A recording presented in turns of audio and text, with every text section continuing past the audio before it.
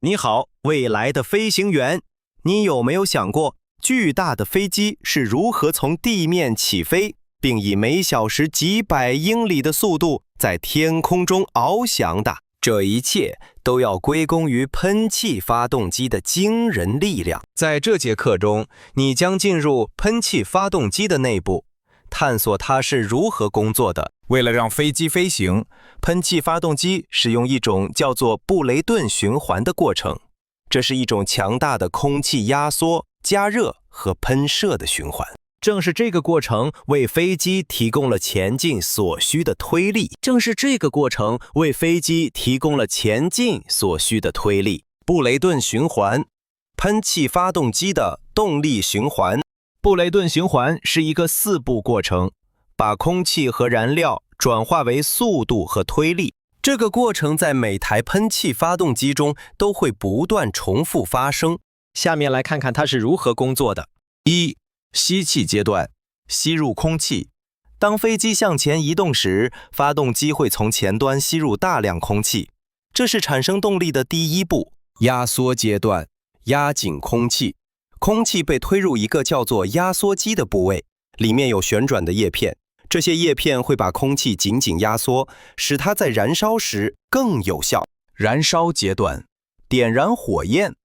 在燃烧室中，发动机会向压缩后的空气喷入燃料，并用火花点燃混合物，这样就会产生一个小型爆炸，使空气迅速加热并膨胀。排气阶段，释放动力。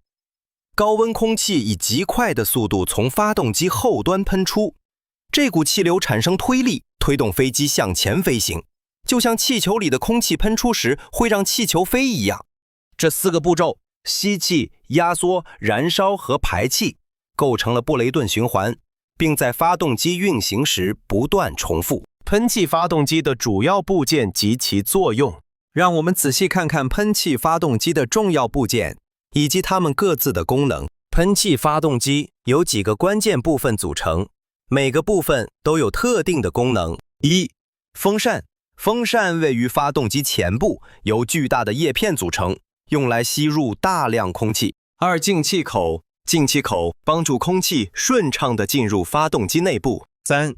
压缩机。压缩机会把空气挤压到更小的空间中，提高其压力，让燃烧更高效。燃烧室。燃烧室将压缩空气与燃料混合并点燃，产生高速高温的气体。涡轮。涡轮是一个被热气体驱动的旋转轮，它为压缩机提供动力。6. 喷嘴。喷嘴是发动机的尾部，它将高速气体引导并形成强大的推力。7. 燃料喷嘴。燃料喷嘴像小水管一样，将燃料喷入燃烧室中。让我们记住，喷气发动机通过遵循一个称为布雷顿循环的重复循环来工作。吸气，吸入空气。2. 压缩，压紧空气。3. 燃烧，燃烧空气和燃料。4. 排气，喷出高温气体产生推力。每个发动机部件都有自己的工作，帮助空气流动，增强压力，加热，并最终从后方高速喷出，推动飞机前进。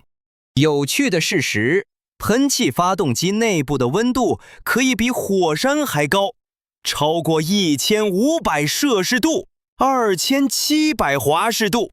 这就是为什么发动机部件采用特殊耐热金属制造。下次如果你听到发动机的轰鸣从头顶响起，你就会知道发动机内部正在进行一场看不见的冒险。感谢你一同参与这次飞行之旅，敬请期待更多探索飞行奇迹的旅程。